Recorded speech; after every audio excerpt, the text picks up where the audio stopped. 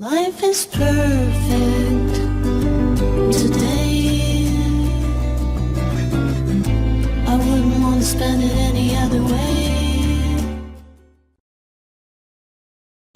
So this here's Grandma and Grandpa. This here's Grandpa. We'll use first names as usual. This here's Grandpa Neil. We just call him Pops. And here's Gemma. And we're going to try out a new segment here. We'll call it Story Time with Pops and Gemma. Grandma doesn't tell stories. She cracks the whip and slings the cane around. I'm teasing. Go ahead, Pop. You had a story for us. This is one story that's been passed down from my granddad to my dad, and my dad passed it on down. Supposedly it was his granddad. Let me get this right. No, his great-granddad. His dad's great-granddad and two other guys was in the old road wagon pulled with a team of horses, and they were taking grain to the mill to be ground into cornmeal and flour. And there was, down below in the valley, there was a little Indian village. And there was a Indian woman walking along with something in her hand. I don't remember what she's carrying now. How long ago would you say that was? Oh, goodness sakes. When this story actually happened? Yeah, when it actually happened. It would have been in the 18-something, maybe... Early 1800s, mid-1800s? Maybe 1830, somewhere in there. But anyway, this Indian was going down a path, and she was carrying something. And this one guy had his rifle. Well, all three of them carried guns anywhere they went. But this one picked up his rifle and said, I'm going to shoot that, whatever it was, package out of that Indian's hands. And they told him not to do it. But he shot.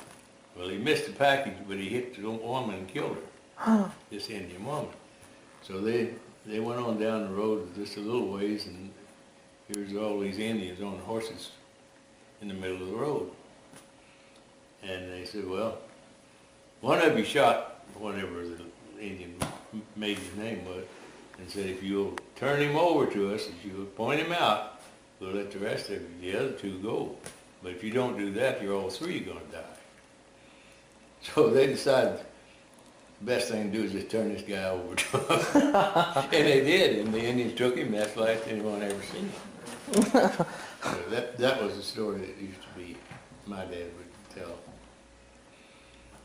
Oh man, you can only imagine what kind of torture they put him through at first. And we see we're native Cherokees actually in our bloodline.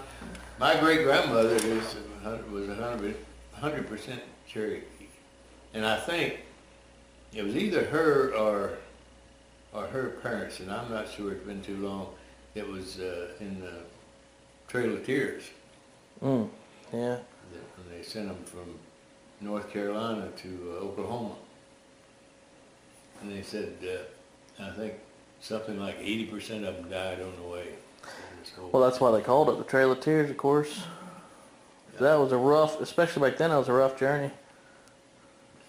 Well, that's my story. That's the story for tonight, ladies and gentlemen. Hope you guys enjoyed this segment of Story Time with Pops. You know, we'll get some comments on it. And Grandma. And, of course, Grandma. Grandma's going to have some stories for you, too. She says she won't, but I can promise you she's got some stories. Most of them involve us young'uns. Well, and if you can get her to tell the story of when she proposed to me. Oh, this God.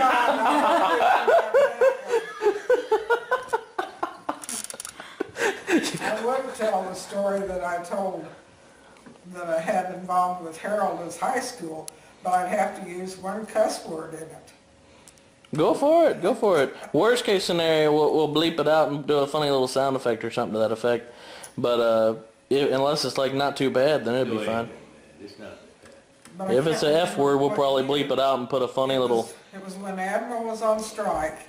It was in the middle of the 60s somewhere. Okay, Admiral was on strike, so I was walking picket duty.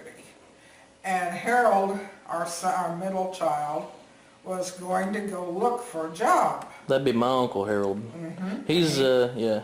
He Go was ahead. going to go look for some work, and he was going to go to the unemployment office. But I had to write a note to school. And so on this note to the high school, I wrote that Harold had an appointment, so to let him out at school like at 2 o'clock. And Harold said, "Mom, they'll want to know what my appointment is for." And I said, "You tell them if I wanted to know what the damn appointment was, I'd have put it in the note." So when they asked him, that's exactly what he told them. So therefore, he got kicked out of school, but he had in-school detention. In-school suspension? Because they couldn't get a hold of me.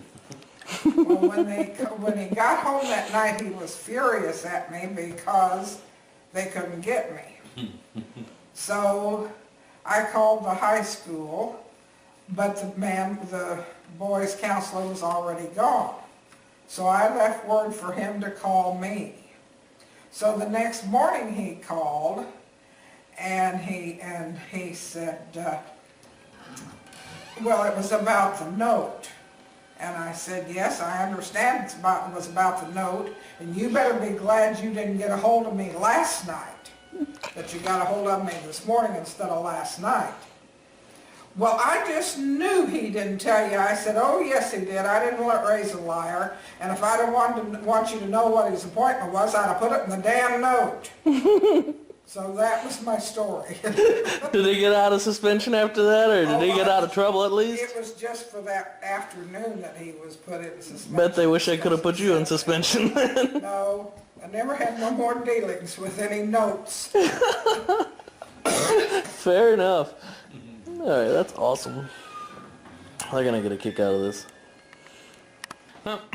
It is dangerous to go alone. Here, it's dark. People are stealing our clothes. No, I'm just kidding.